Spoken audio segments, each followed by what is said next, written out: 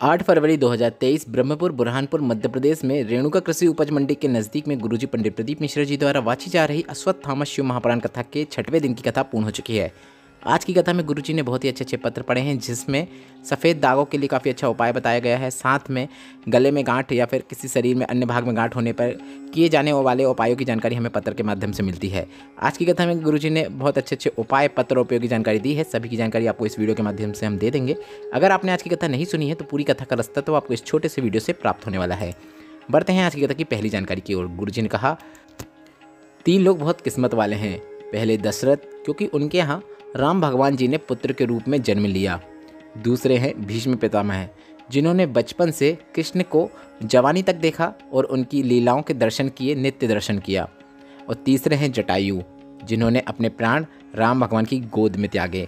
पर इन तीनों में से सबसे भाग्यशाली हैं जटायु, जिन्होंने अपने प्राण राम भगवान की गोद में त्यागे थे।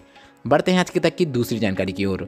गुरुजी ने कहा, बचपन गया जाने दो, जवानी गई जाने दो, अधेड़ी गई जाने दो, पर बुढ़ापा मत बिगड़ने दो। हमें हमारे बुढ़ापे में हमारे जीवन में की गई गलतियों को देखना है, दूसरों के दोष नहीं देखना है।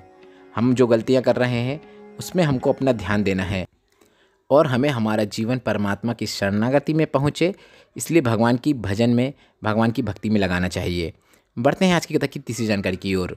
गुरुजी ने कहा, अगर हम दूसरों में दोष देख रहे हैं, ऐब देख रहे हैं, गलतियां देख रहे हैं, तो इस बात का ध्यान रखना आप अपना जीवन नर्क की ओर अग्रसर कर रहे हैं। पर अगर आप अपनी गलतियां देखते हैं, अपने ऐब देखते हैं, तो यह है कि आप अपने जीवन को सुधारने का कार्य शुरू कर चुके हैं और आपको अपने जीवन में उन्नति की सीढ़ियां ही देखने को मिलने वाली हैं। आपको उन्नति की सीढ़ियां चढ़ने से कोई नहीं रोक सकता। बढ़ते हैं आज की कथा की चौथी जानकारी की ओर। आज एक माता ने गुरुजी से प्रश्न किया कि गुरुजी, नारी को जरूरी है कि अपने पति के पाँव पड़े, इसी में सम्मान होता है? तो गुरुजी ने कहा, पाँव पड़ने में सम्मान होता है या नहीं वो अलग बात है, पर अगर पति आए तो आप मोबाइल भी चला रहे हो तो मोबाइल को साइड में रख दो, इससे भी पति का सम्मान होता है।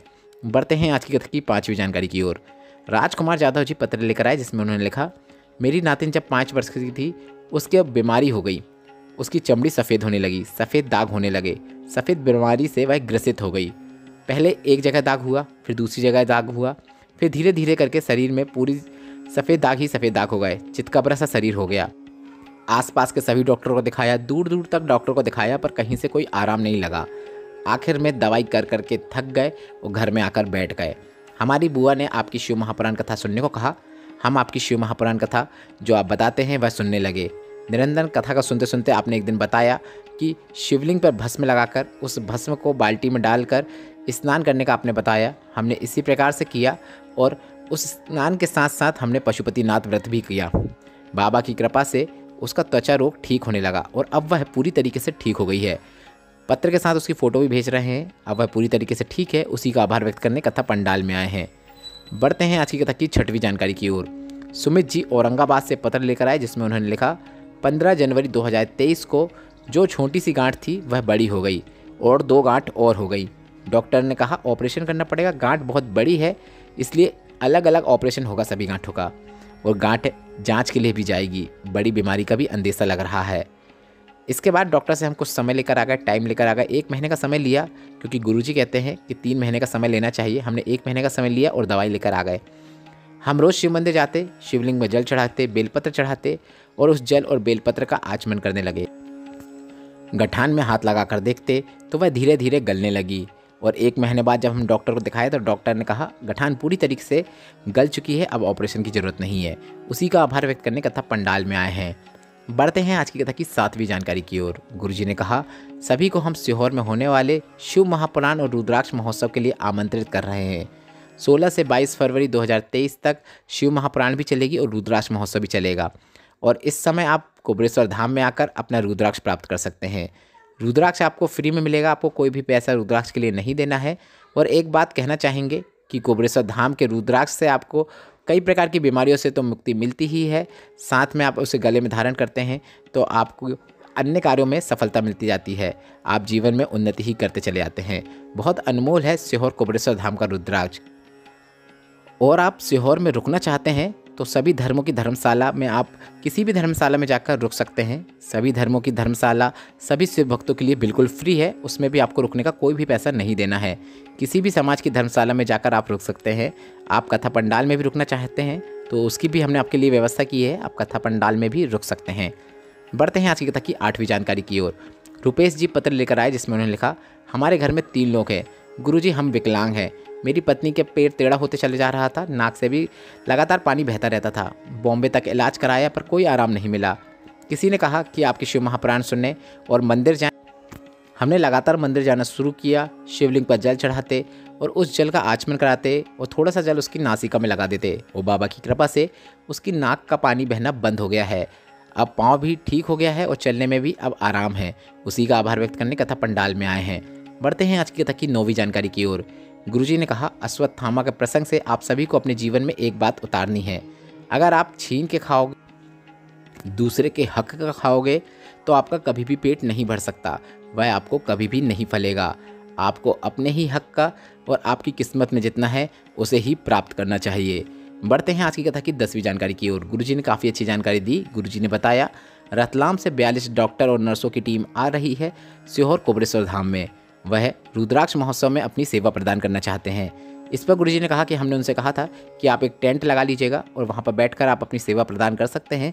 तो उन्होंने कहा कि हमें टेंट में नहीं बैठना है। तो गुरुजी ने कहा, तो फिर आपको कहाँ बैठना है? तो उन्होंने कहा, शिव महापुराण कथा में लाखों भक्त आते हैं, कथा पंडाल में रुकते हैं, दिन रात वहीं पर रहते हैं। तो हम भी दिन रात कथा पंडाल में घूम घूम कर अपनी सेवा प्रदान करेंगे, शिव भक्तों की सेवा करेंगे। बढ़ते हैं आज की कथा की 11वीं जानकारी की ओर। गुरुजी ने कहा, पैसा, दौलत, जायदाद, धन ये आपको विरासत में मिल सकती है। पुराना मिल सकता है, दादा का मिल सकता है, पिता का मिल सकता है, माता का मिल सकता है। विरासत मिल सकती है, सत्ता मिल सकती है, धन विरासत में मिल सकता है, लेकिन आपको इज्जत, सम्मान और प्रेम खुद कमाना पड़ता है। बढ़ते हैं आज की कथा की 12वीं जानकारी की ओर। गुरुजी ने कहा, छल करने वाला व्यक्ति, धोखा देने वाला व्यक्ति जिसके जीवन में सिर्फ जहर ही जहर है, नाक से लेकर पूरे शरीर में जहर ही जहर होता है, उसे समझ पाना मुश्किल है। छल करने वाला व्यक्ति, धोखा देने वाला व्यक्ति के रोम रोम में जहर भरा रहता है। ऐसे व्यक्ति कभी भी सुखी नहीं रह सकते। कुछ दिन सुख भोग भी लें, उसके बाद फिर उनकी स्थिति पुरानी जैसी हो जाती है। बढ़ते हैं आज की कथा की 13वीं जानकारी की ओर। गुरुजी ने कहा, अगर तुम्हारे पास घर नहीं है, अगर तुम्हारे पास गाड़ी नहीं है, अगर तुम्हारे पास 4 व्हीलर गाड़ी नहीं है, अगर तुम्हारे पास 2 व्हीलर गाड़ी भी नहीं है, अगर तुम्हारे पास धन संपदा दौलत कुछ भी नहीं है तो परेशान मत होना, बल्कि एक लोटा जल रोज़ जाकर शिव मंदिर में शिवलिंग में जाकर अर्पित करना। एक बात का ध्यान रखना, किसी को जल्दी देता है, किसी को देर से देता है, पर मेरा महादेव एक न एक दिन छप्पर फाड़ के देता है। वह कभी भी किसी को खाली नहीं छोड़ेगा, यह निश्चितता है। बढ़ते हैं आज की कथा की 14वीं और अंतिम जानकारी की ओर। गुरुजी ने कथा पूर्ण होने के बाद बताया कि 16 से 22 फरवरी तक सीहोर में कोबरेश्वर धाम में रुद्राक्ष महोत्सव तो होगा ही, पर साथ में शिव महापुराण कथा भी होगी। इस कथा का समय रहेगा दोपहर के 1 बजे से लेकर 4 बजे तक। अब आप अगर सीहोर कोबरेश्वर धाम जाने वाले हैं, रुद्राक्ष लेना चाहते हैं, कथा सुनना चाहते हैं, मंदिर घूमना चाहते हैं, तो इसके लिए गुरुजी ने 4 विशेष गेट बनाए हैं जिनकी जानकारी आपको होना ही चाहिए। अगर उसकी जानकारी आपके पास नहीं है तो वहाँ पर आपको बहुत प्रकार की असुविधाओं का सामना करना पड़ सकता है। 4 गेट कौन से हैं उसकी जानकारी इस प्रकार है। अगर आप गेट नंबर 1 से प्रवेश करेंगे तो आप सीधे कोबरेश्वर धाम मंदिर में प्रवेश करेंगे और मंदिर के दर्शन करके आप उसका आनंद प्राप्त कर सकते हैं।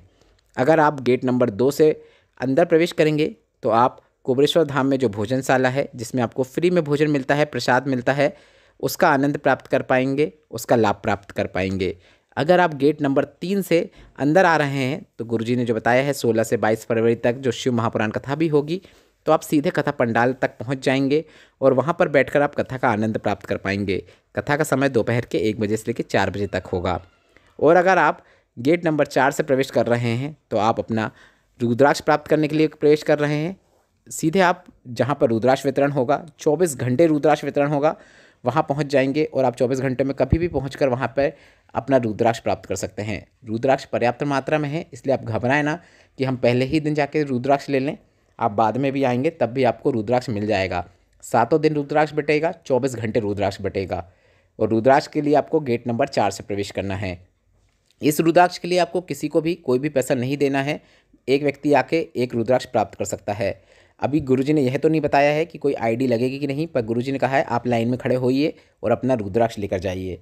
अगर मेरे द्वारा दी गई जानकारी अगर आपको उपयोगी लगी हो और आज की कथा में जो गुरुजी ने पत्र पढ़े हैं उनके उपाय आप वीडियो में देखना चाहते हो तो आप उपाय कमेंट में बता सकते हैं। हम वह उपाय आपको अगला वीडियो जो बनाएंगे उसमें करके दिखा देंगे। श्री शिवाय नमस्तुभ्यम। हर हर महादेव।